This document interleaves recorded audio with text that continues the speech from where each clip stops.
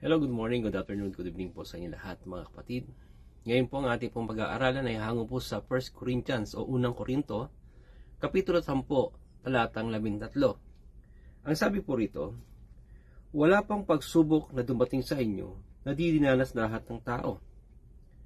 Tapat ang Diyos at hindi niya ipahintulot na kayo subukin ng higit sa inyong makakaya. Sa halip, pagdating ng pagsubok, bibigyan niya kayo ng lakas ng loob upang mapagtagumpayan. Iyon.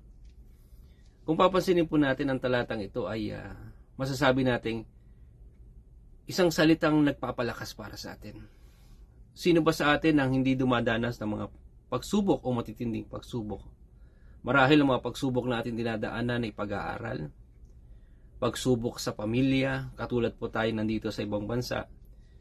Karamihan po sa atin ay ang ating mga mahal sa buhay na ay nasa Pilipinas o nasa ibang bansa din.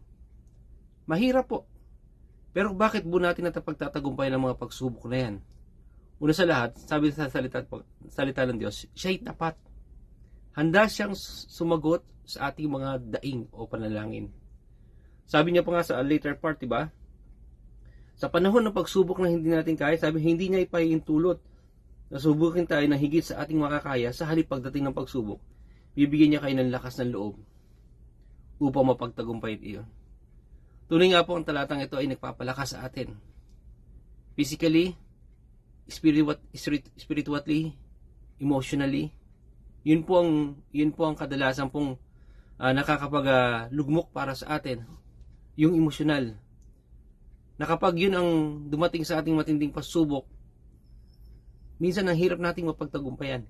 Hindi natin makaya. Pero salamat sa salita ng Diyos, sapagkat ang salitang ito ay nagsasabing siya'y tapat.